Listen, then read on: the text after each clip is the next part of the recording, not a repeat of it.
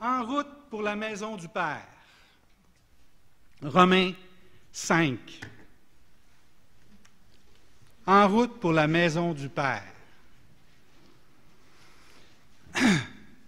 Michel, mon beau-frère, était un homme qui avait une malformation congénitale cardiaque dès la naissance et les médecins lui donnaient une espérance de vie d'environ 18 à 20 ans. Et pour son cœur et ses poumons. À l'âge de 36 ans, lorsqu'on avait des rencontres de famille ensemble, il y avait toujours un pagette parce qu'il attendait d'avoir un cœur et un poumon. Et au moment donné où il y avait un cœur ou un poumon qui était disponible, il était pour recevoir un appel sur son pagette, puis partir, puis dans les heures qui suivraient, il y aurait une opération. Et Michel commençait à se décourager. Il avait été rendu à l'âge de 36 ans, je pense. Et puis, un jour, je n'étais pas capable de dormir. Ça vous arrive des fois, vous levez dans la nuit, vous n'êtes pas capable de dormir, vous ne savez pas pourquoi. Fait que je suis allé m'asseoir sur une chaise berçante, j'ai commencé à méditer, puis à côté de la chaise berçante, il y avait un téléphone. Et puis, le téléphone a sonné pendant que j'étais assis là. Je réponds à 3 heures du matin. C'est Michel qui m'appelle. Michel m'appelle pour me dire qu'il y a un cœur et un poumon qui est disponible, qui est maintenant à l'Institut de cardiologie de Montréal, puis qui va se faire opérer dans quelques heures. J'ai eu l'occasion à quelques reprises, moi et Maryse, de présenter le message de l'Évangile à Michel, quelquefois, rarement, mais on avait l'impression que Michel était complètement indifférent ou un petit peu distant par rapport au message de l'Évangile. Mais ce soir-là, quand il me parlait au téléphone, il me demandait si je pouvais prier pour lui, parce qu'il allait se faire opérer. Transplantation du cœur et des poumons. J'ai eu le réflexe de dire, je vais faire plus que ça, je vais aller te voir. J'arrive. Alors, je prends ma Bible, j'en saute dans mon auto, je monte à l'Institut de cardiologie de Montréal, je rentre dans la chambre avec ma Bible à la main. Il y a déjà 3 personnes qui sont dans la salle, autour du lit. Puis là, Michel, il me voit entrer avec ma Bible, il me dit, « Ah, je suis content, t'as emmené ta Bible. » Ah! Surprise. Dieu est en train de faire un travail. Je m'approche du lit. Michel, c'est un gars qui a un langage assez direct. Il me dit, si tu as quelque chose à me dire, là, dis-le. C'est le temps. Là, je sens la pression parce que les 3 sont là, puis tout le monde attend à ce que je parle, là, tu sais. Fait que je dis, Michel, probablement poussé par l'esprit, je dis, Michel, je ne sais pas c'est quoi le résultat de ton opération. Puis je ne peux pas te garantir que ça va réussir. Mais une chose que je peux te garantir, c'est que si tu veux, tu peux avoir la vie éternelle. Tu peux ne jamais mourir. Il dit, ouais, ça m'intéresse. J'ai récité Jean 3,16, car Dieu a tant aimé le monde qu'il a donné son Fils unique, afin que quiconque croit en lui ne périsse point, mais qu'il ait la vie éternelle. Ça n'a rien à voir avec une opération, là. C'est un geste de foi. Michel a dit, est-ce que tu peux prier? Fait que là, je courbe la tête, on prie. Je pense que lui aussi a prié, je me rappelle bien. Puis là, on s'est fait interrompre à la fin de la prière parce que l'infirmière est entrée en coup de vent dans la chambre pour dire que, à cause de l'état du cœur et des poumons qui devançait l'opération qui devait avoir lieu dans 2 heures, elle va avoir lieu maintenant. S'il vous plaît, tout le monde, sortez de la salle, allez-vous-en proche de la salle d'opération. Attendez, on va préparer Michel, puis il s'en va se faire opérer. Comme ça, là. Fait que là, on part, on sort, on s'en va dans le corridor, on attend. Puis là, la chambre de Michel est au bout du corridor, comme ça. Puis là, on est les 4, on est là. Puis là, on voit Michel qui sort sur le lit d'hôpital, poussé par 2, 3 infirmières, les médecins, je ne sais pas trop, là, je revois la scène, là. Puis là, on le voit au loin arriver, là. Puis là, il a un sourire resplendissant. Puis là, il s'en vient, puis quand on arrive à côté de nous, il se tourne la tête comme ça, puis il nous fait bye-bye comme ça. Il avait l'air de quelqu'un, d'un enfant de 6 ans qui s'en va à ronde, là, dans des manèges. Là, puis là, à un moment donné, on l'a vu disparaître derrière la porte d'opération. Puis Michel est décédé.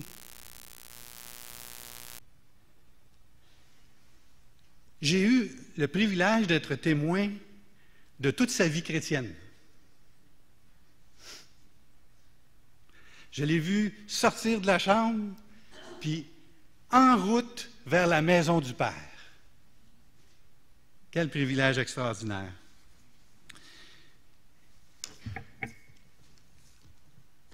Dans la vie, on a tous des parcours, comme je l'ai mentionné la semaine dernière dans le passage de Romains 5, Paul est en train de donner une assurance aux croyants.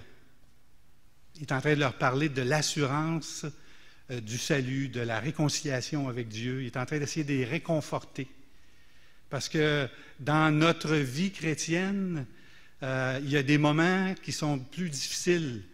Des fois, c'est plus long que le parcours de Michel, le chemin entre notre conversion et la rencontre avec Dieu. Ça fait 34 ans, 35 ans que je suis en route vers la maison du Père, moi personnellement. Et je dois vous avouer que je n'ai pas toujours gardé le sourire que Michel avait dans son corridor. Puis à certains moments donnés, j'ai eu des doutes, j'ai eu des questionnements, des profonds découragements. Je me suis posé la question, est-ce que je suis vraiment sauvé? Est-ce que c'est vrai, cette affaire-là? Puis dans mon ministère, dans les visites, quand je rencontre des gens, puis quand on parle de la souffrance que les gens peuvent vivre, bien c'est fréquent que ça revient, ça. Que des fois, les gens se posent la question, « Coudon, suis-tu vraiment sauvé? »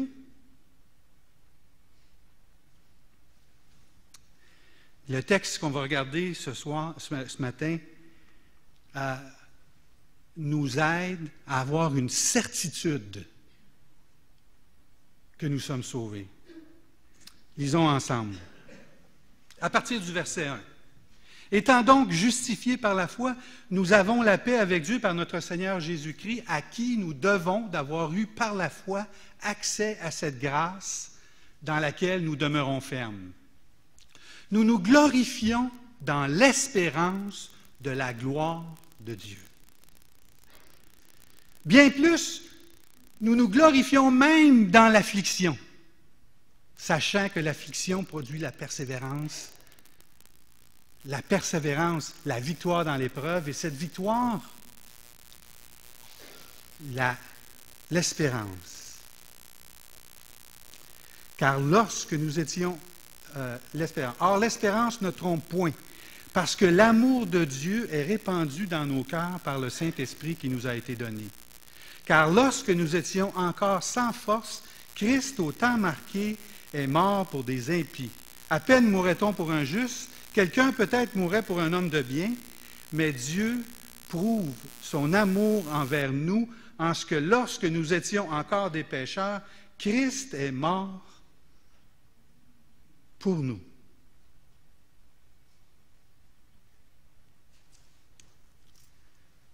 Seigneur notre Dieu, on veut s'approcher de ce texte ce matin et comme le dit Philippe ce matin, Seigneur, avoir des cœurs d'auditeurs, des oreilles de disciples.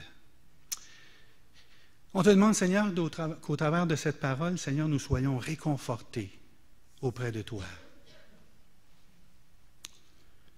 Que nous soyons amenés devant cette vision céleste, cette perspective éternelle de la gloire de Dieu.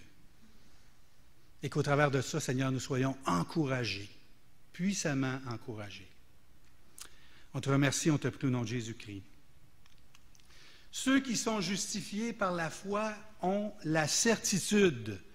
Le mois passé, on a vu, ils ont la paix avec Dieu, ils sont réconciliés avec Dieu, ceux qui sont justifiés. Et ce qu'on va regarder aujourd'hui, c'est que nous sommes en route pour la maison du Père. Romains 2b à 8. Un peu le sommaire de ce qu'on veut regarder ce matin, c'est que notre assurance est bâtie sur une série de faits historiques passés, sur une vision de la gloire à venir et sur une expérience de vie présente qui est victorieuse. Voici sur quoi notre espérance est basée. Sur des faits historiques qui sont passés. Sur une vision de la gloire de Dieu à venir et sur une expérience de vie victorieuse. Notre assurance est bâtie. Juste avant d'aller un peu plus loin, je vais juste vous préciser pourquoi j'ai changé le mot « espérance » par « assurance », parce que le texte, à 3 reprises dans le texte qu'on vient de lire, on parle d'une espérance. C'est juste parce que le mot « espérance » aujourd'hui n'a pas tout à fait le même sens qu'il avait dans le Nouveau Testament quand Paul parlait d'espérance. On parle beaucoup plus d'une ferme assurance que d'une espérance. Aujourd'hui, par exemple, si je vous donne un exemple, je vois il y a une boîte d'autobus là, derrière pour attendre l'autobus.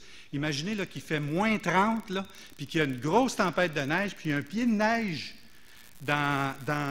sur la route. Puis il y a quelqu'un qui est là, puis avec sa tuque, puis ses mitaines, puis il attend l'autobus. Puis là, tu vas le voir, puis tu dis, qu'est-ce que tu fais? La personne va te répondre, si la personne te répond, j'espère qu'un autobus va arriver. Qu'est-ce que vous allez dire? Bonne chance. Ouais. Ou vous allez lui offrir une alternative. Veux-tu un lift? Mais si on prenait la même situation, là, puis on l'amenait dans le Nouveau Testament, là, entre Jérusalem et Jéricho, là, puis vous mettez un gars là, avec une tuque des mitaines qui attend l'autobus, là, puis il y a quelqu'un qui passe de ce temps-là, là, puis il dit « Qu'est-ce que tu fais? » Puis la personne dit « J'espère que l'autobus va arriver. » Bien, dans la compréhension du mot « j'espère », là, la personne, elle va dire « Lui, il sait quelque chose que moi, je ne sais pas. » Parce qu'il est en train d'attendre fermement quelque chose qui est absolument certain qu'il va arriver.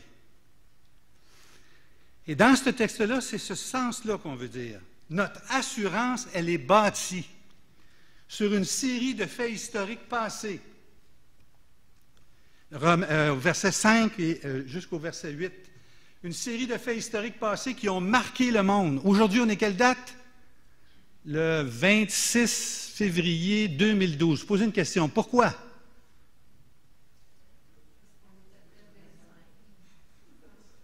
Pourquoi on n'est pas le 26 mars 4200? On va partir de la naissance de Christ. Bonne réponse. La naissance de Jésus-Christ a marqué le monde. C'est un fait historique. Au point même que notre calendrier est basé sur cela. Une série de faits historiques passés qui sont à la base de l'Église.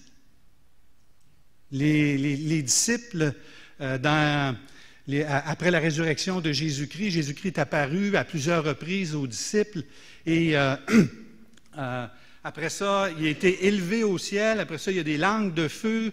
Le Saint-Esprit est descendu sur les apôtres. Après ça, ils ont commencé à annoncer le message de l'Évangile. Après ça, il y a 3000 personnes qui se sont converties, se sont faites baptiser au nom de Jésus-Christ. Puis après ça, petit à petit qu'on avance dans les actes, on est en train de regarder ça ensemble dans la lecture communautaire, plus on avance dans les actes, plus ça se répand. Ça sort de Jérusalem, dans Samarie, en Judée, dans Samarie, dans tout le pays. À la fin des actes, là, l'Évangile est partout. Aujourd'hui, il y a des millions, des centaines de millions, si ce n'est pas des milliards de chrétiens ou dans le christianisme. C'est un fait historique qui s'est produit. Et notre espérance est basée sur des faits historiques, scientifiques.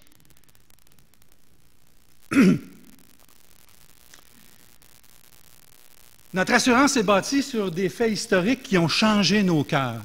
Dans chacune de nos vies, on a tout un moment donné où on a une rencontre, ceux qui ont été justifiés, il y a une révolution qui s'est produite. Et à un moment donné, il y a eu une révélation. J'aime quand Paul il parle de sa propre conversion dans Galates, puis il dit, à un moment donné, quand Dieu l'a choisi, là, parce que lui, là, il m'avait choisi avant la fondation du monde, mais à un moment donné, là, quand lui il était prêt, quand lui il l'a choisi, là, il a révélé en moi son Fils. Je comprends? Paul, Saul, marchait sur le chemin de Damas, puis Christ est paru devant lui. Puis il est tombé à genoux. Qu'est-ce que je fasse? Il y a une révolution. Notre espérance est basée sur un fait historique qui s'est produit dans nos vies, qu'on appelle la conversion. Où, à un moment donné, dans nos vies, on a changé d'allégeance. Puis on s'est converti à Jésus-Christ. Nous ne serons pas confus à cause de la certitude historique de la venue de Jésus-Christ sur terre, du témoignage de l'Église et de la réalité de notre conversion.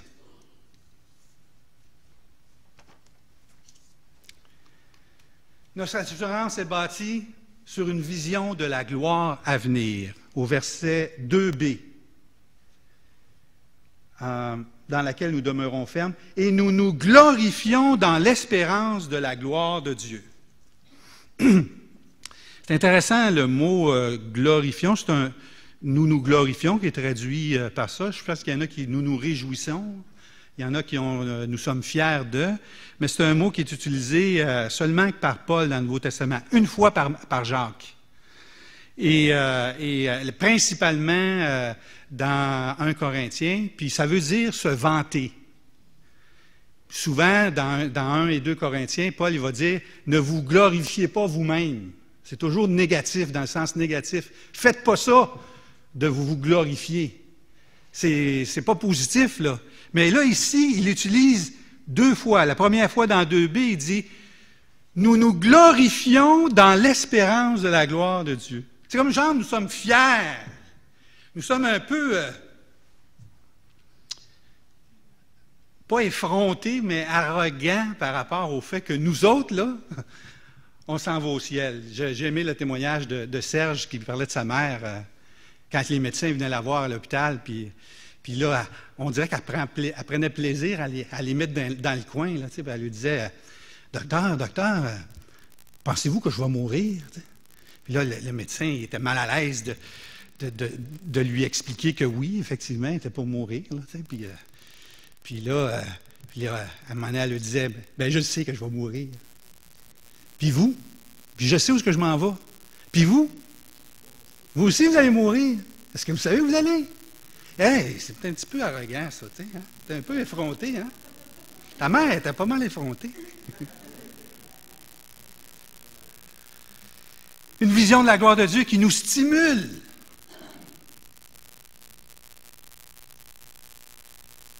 Quand j'étais en Argentine, à un moment donné, je marchais, puis il y avait une immense montagne, puis en haut de la montagne, il y avait un tout petit arbre. Je ne sais pas si vous pouvez le voir, là.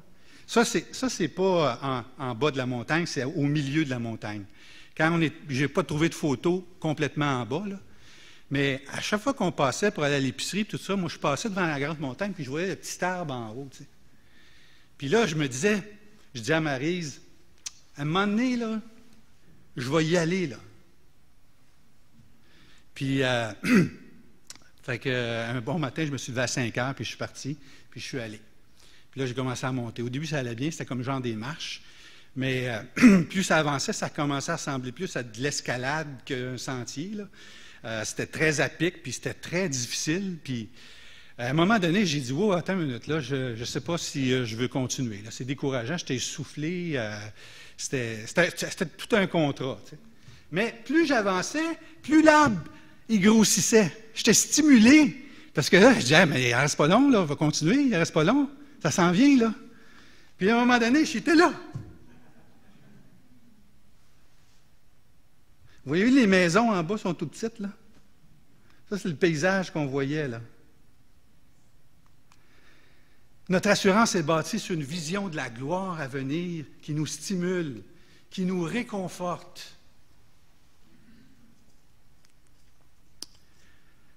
J'aime le psaume 23 quand David parle de traverser la vallée de l'ombre de la mort, puis que ta houlette et ton bâton me rassurent, me réconfortent. Peux-tu dire ça? Puis à un moment donné, il s'excite un petit peu, là. Il dit, « J'habiterai dans la maison de l'Éternel. » Oui, le bonheur et la grâce m'accompagneront tous les jours de ma vie. J'habiterai dans la maison de mon Père. C'est réconfortant d'avoir cette vision-là d'avenir, de la gloire de Dieu, n'est-ce pas? Une vision qui nous illumine.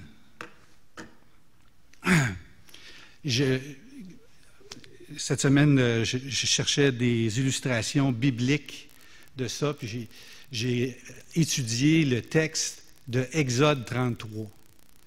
Et je vous dis, j'ai été émerveillé. Je pense que je vais faire une prédication. Je ne vais pas tout vous en parler maintenant, mais je vais faire une prédication sur ce texte-là. C'est le texte, c'est l'endroit où Moïse monte sur la montagne, puis là, il y a comme un genre de conversation pendant un temps avec Dieu, très intense. Puis je vous invite, peut-être, on va prendre le temps de tourner. Exode 33. Il y a quelques versets qui sont vraiment impressionnants.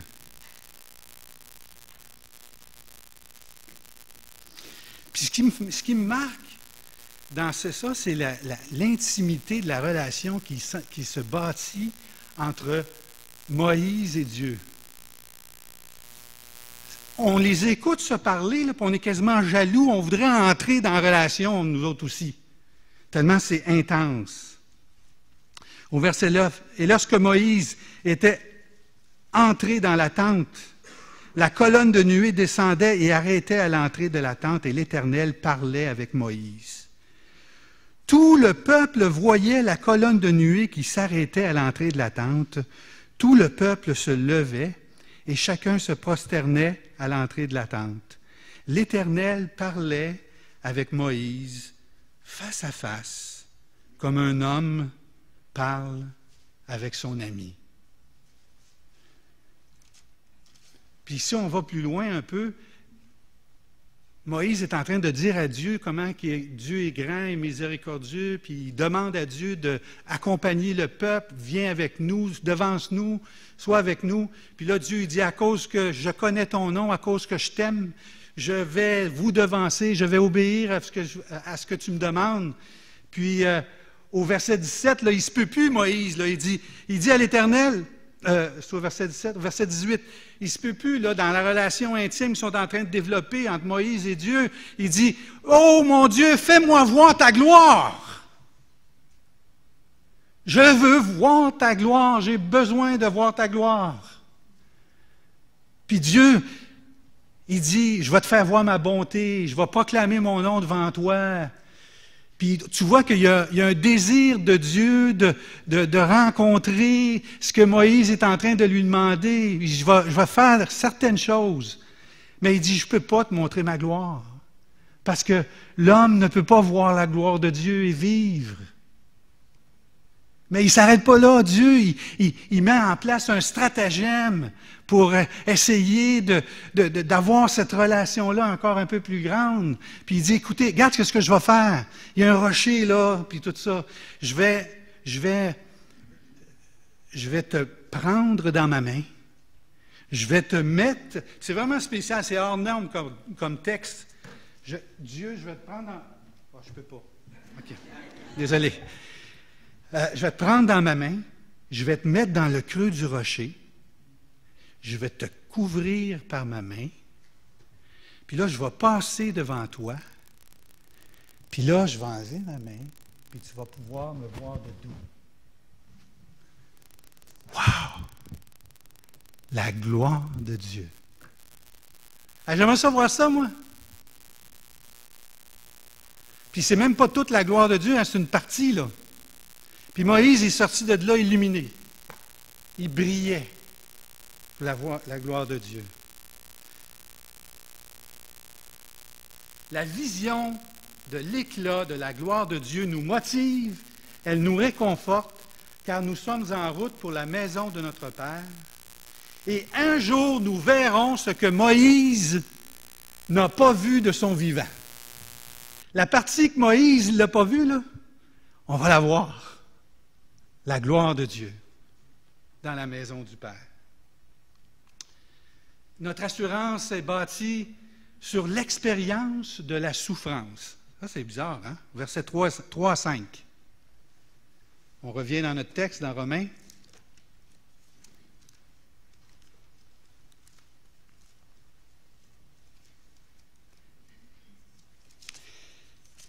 Bien plus,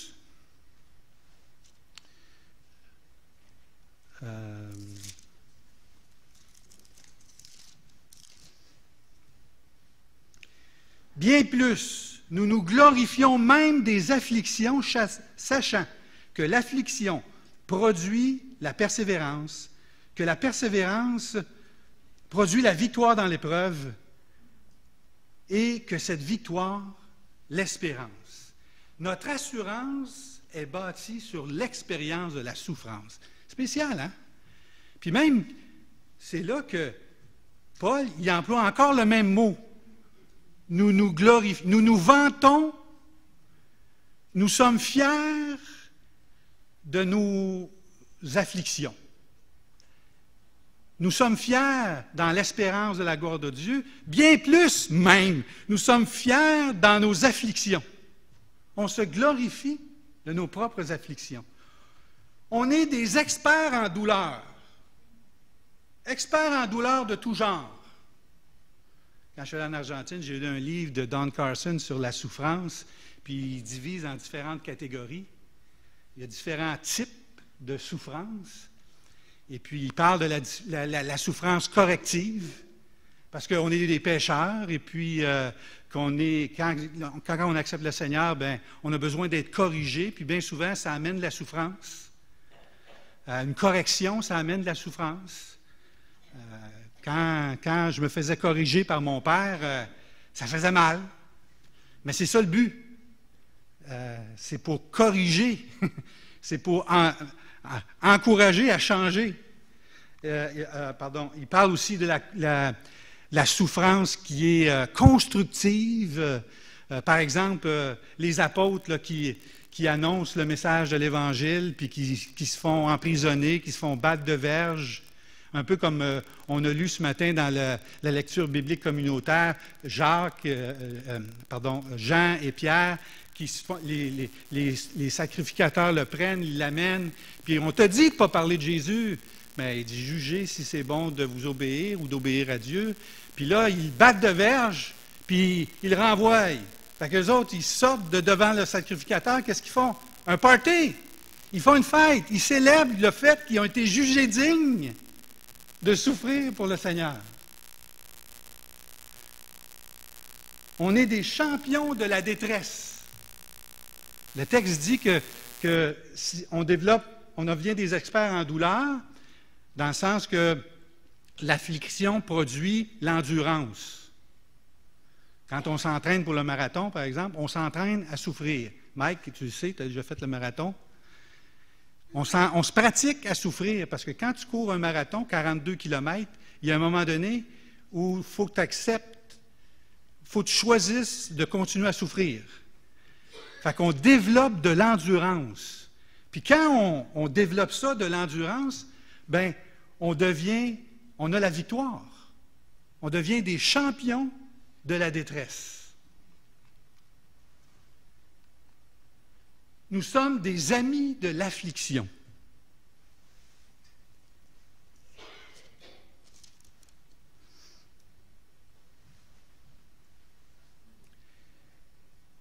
Étienne annonçait le message de l'Évangile, et puis les gens l'écoutaient, ils étaient enragés de l'entendre. À un moment donné, il a vu Jésus-Christ dans sa gloire. Puis les souffrances qu'il endurait, il ne les voyait pas. Les cailloux, il ne les sentait pas. Parce que ses yeux étaient de voir Jésus-Christ assis à la droite de Dieu dans sa gloire.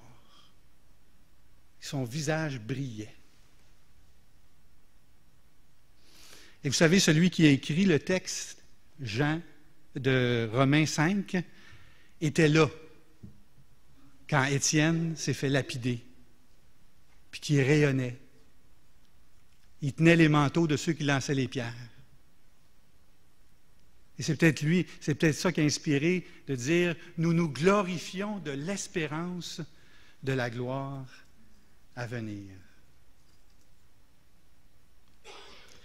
Nous nous félicitons de nos victoires dans les afflictions de tous les jours et cela nous donne confiance dans notre route vers la maison du Père. Nous sommes en route vers la maison du Père et nous développons une confiance, une assurance que nous allons voir Dieu. Vous savez, la semaine passée, pour introduire le texte, je vous avais parlé d'une illustration. Je ne sais pas si vous vous en rappelez.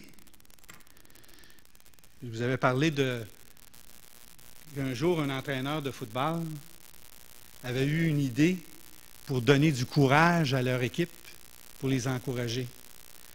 Alors, il avait fait graver sur des chaînons comme ceux-là le numéro de tous les joueurs de l'équipe avec leur position. Et il les a remis au début du camp d'entraînement. Puis à chaque fois qu'il arrivait une pratique, ben les gars prenaient leurs chaînons, puis ils les mettaient ensemble. Ils les attachaient ensemble.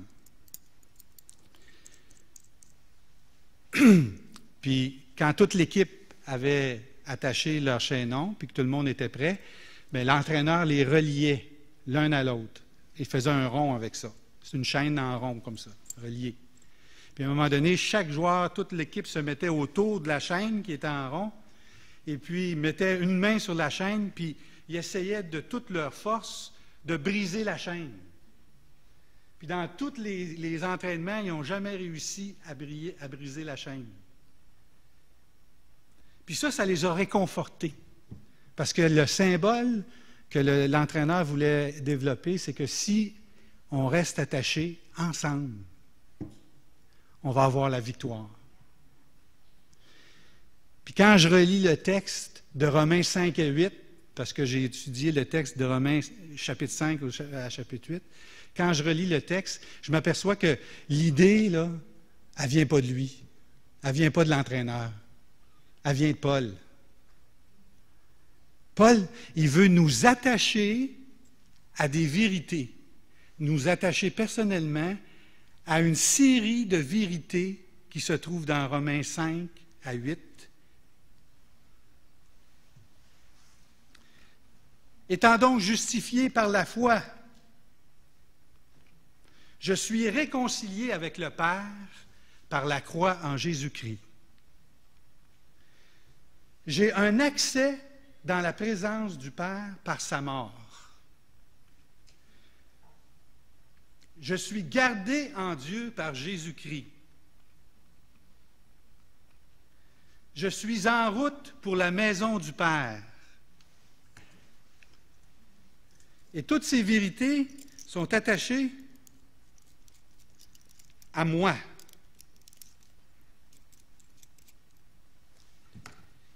Et ils sont reliés à la personne de Jésus-Christ. Comme j'ai dit la semaine passée, notre sort à ceux qui sont justifiés est relié à la personne de Jésus-Christ. Nous sommes morts avec lui à la croix. Nous sommes ressuscités avec lui à la croix. Et maintenant, il est assis à la droite du Père et notre sort est relié à lui. Nous sommes rattachés à lui par ces vérités-là. Il y a moi, puis il y a Christ pour l'éternité. Et Paul nous dit, vérifie, expérimente ces vérités dans ta vie. Vérifie si tu peux les briser. Parce que tu vas voir que c'est solide, que tu es rattaché à la personne de Jésus-Christ. En terminant, j'aimerais vous lire, j'aimerais vous inviter à tourner avec moi dans Romains 8.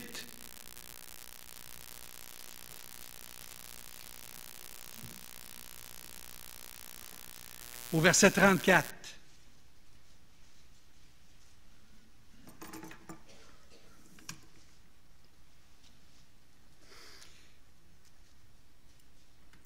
Paul nous veut que nous soyons attachés à une série de vérités qui sont reliées à Christ et lui-même a expérimenté la solidité de ces liens.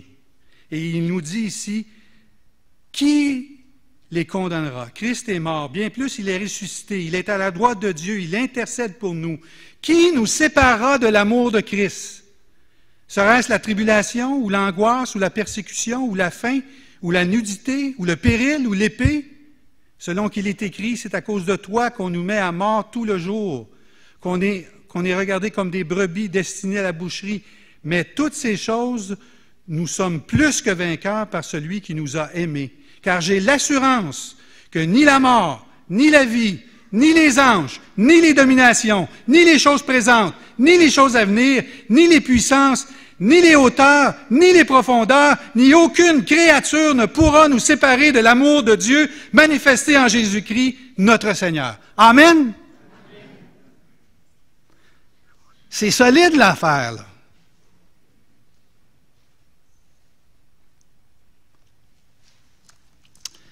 Seigneur notre Dieu, on veut te remercier de ce que tu nous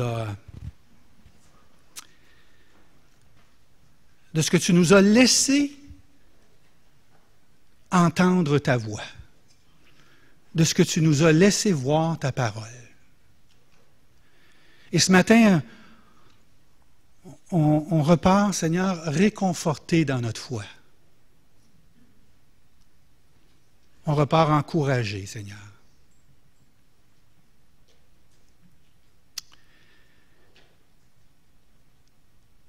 Je te prie, Seigneur, que tu nous donnes l'occasion cette semaine de vérifier ces vérités et de traverser nos douleurs, nos afflictions, nos combats avec cette fierté, avec ce désir, Seigneur, de voir ta gloire, avec ce plaisir, Seigneur, de marcher en direction de la maison du Père, ma maison. On te remercie et on te prie au nom de Jésus-Christ. Amen.